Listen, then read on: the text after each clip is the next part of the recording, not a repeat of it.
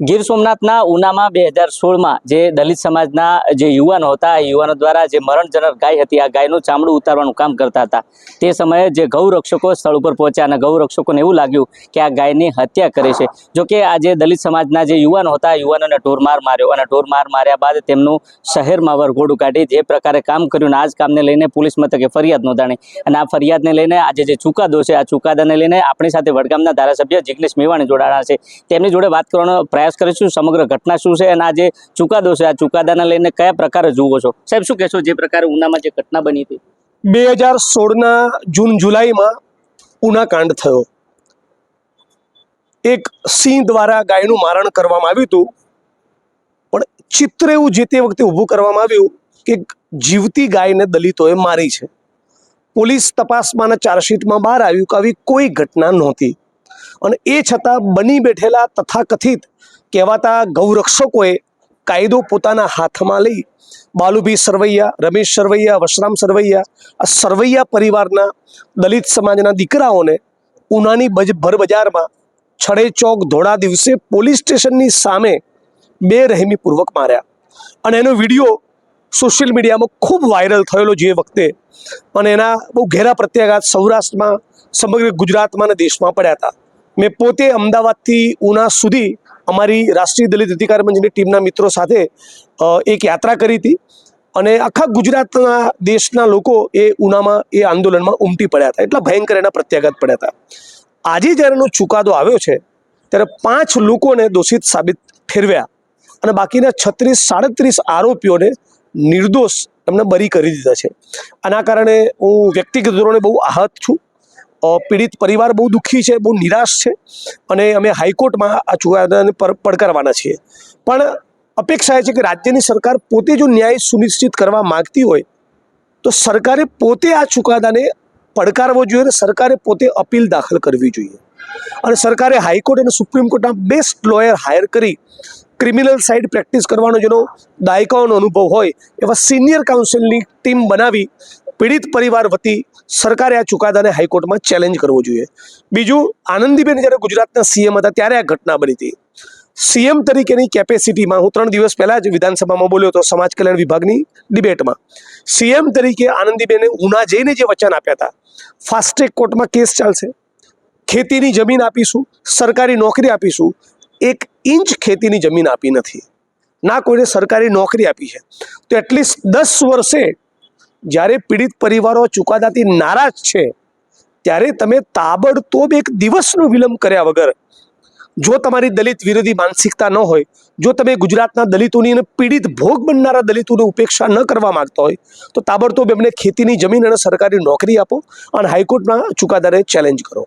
બીજી એક બહુ શોકિંગ વાત કહું, હમણાં જ વશરામભાઈ સરવૈયા જેમની ઉપર અત્યાચાર થયો હતો એમની સાથે વાત થઈ. એમણે કહ્યું, ફરી એકવાર અમારા જીવનું જોખમ ઊભું થયું છે, હવે અમે ખોફમાં જીવવાના.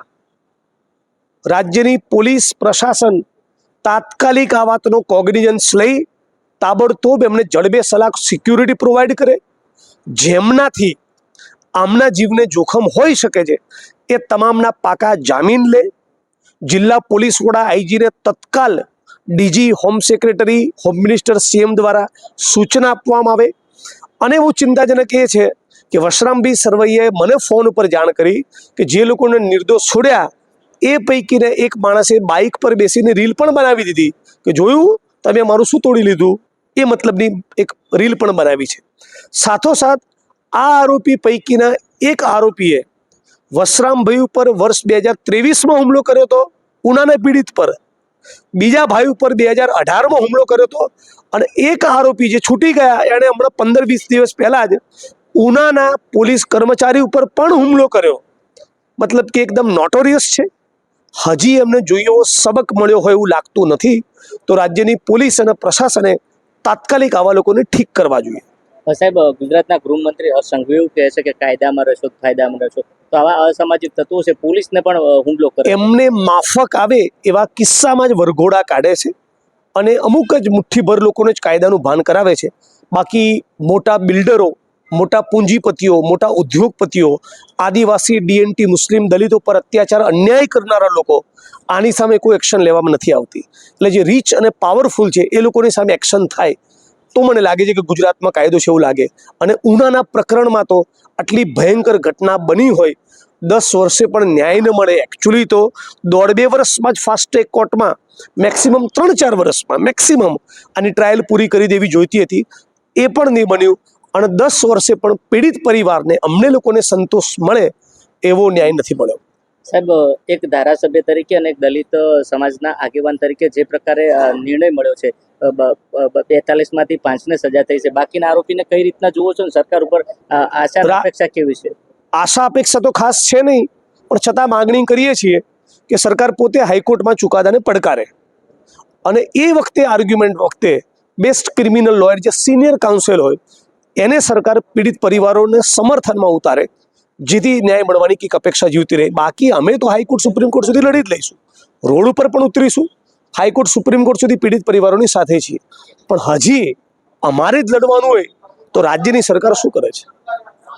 મુખ્યમંત્રીએ જે આપેલા વચનો છે, વચનોનું બિલકુલ વચનોનું પાલન નથી કર્યું. અને વિધાનસભામાં એટલીસ્ટ 4 વખત હું બોલ્યો છું. મારી વિધાનસભાની સમાજ કલ્યાણ વિભાગની બધી સ્પીચનું તમે રેકોર્ડ કઢાવો. હમણાં 4 દિવસ પહેલા પણ બોલ્યો છું કે આનંદીબેને જે વચન આપ્યા હતા, ગુજરાતની ભાજપ સરકારે વચન આપ્યા હતા, ખેતીની જમીન આપીશું, સરકારી નોકરી આપીશું, કોઈ જ વચનનું પાલન નથી કર્યું. પીડિત પરિવારો અત્યારે પણ ભયના ઓથાર નીચે જીવી રહ્યા છે. 2016 ફરી એકવાર એમની પર હુમલો કરવામાં આવ્યો. હિન્દુત્વની વાતો કરે છે, બીજી બાજુ દલિતો પર હુમલો થાય. બિલકુલ, દલિતોને, આદિવાસીઓને, ઓબીસી સમાજને સુરત, બરોડા, રાજકોટ, અમદાવાદ શહેરમાં ઘર આપવાના હોય તો નથી આપતા. એમની સાથે અસ્પૃશ્યતા પાળવાની હોય તો પાળે છે. અને સરકાર આ બધા પ્રકરણોમાં કાં તો પ્રેક્ષક બને છે, અથવા સરકારની સાથે જોડાયેલા માણસોનો એક બહુ મોટો વર્ગ એ આદિવાસી, દલિત, મુસ્લિમો પર હિંસા કરતો હોય છે. આ ઉનાકાંડને લઈને એક ધારાસભ્ય તરીકે અને જાગૃત નાગરિક તરીકે કેવા પ્રકારના આગામી સમયમાં આયોજન રહેશે? બિલકુલ, અમે રોડ ઉપર ઉતરીને પણ એક મોટો કાર્યક્રમ વિચારી રહ્યા છીએ અને હાઈકોર્ટ અને સુપ્રીમ કોર્ટમાં ચુકાદાને પડકારીશું. તો આ હતા વડગામના ધારાસભ્ય જિગ્નેશ મેવાણી. જે પ્રકારે ઉનામાં જે દલિત સમાજના જે યુવાનો ઉપર જે અત્યાચાર થયો છે, આ જ અત્યાચારને લઈને જે પોલીસ ફરિયાદ નોંધવામાં આવી, આ જ ફરિયાદમાં ક્યાંક ને ક્યાંક 5 લોકો સામે કાયદાકીય પગલાં ભરવામાં આવ્યા અને બાકીના જે અસામાજિક તત્વો છે તેમને છોડી દેવાયા છે, તેને લઈને આક્રોશ જોવા મળ્યો છે. જોઈએ આવનાર સમયમાં આ રાજ્યની સરકાર દ્વારા આવા અસામાજિક તત્વો સામે કેવી કાર્યવાહી કરવામાં આવશે તે તો આવનારો સમય બતાવશે. દિનેશ ઠાકોર, નવજીવન ન્યૂઝ, બનાસકાંઠા. વૈષ્ણવજન તો તેને કહીએ જે પીડ પરાઈ.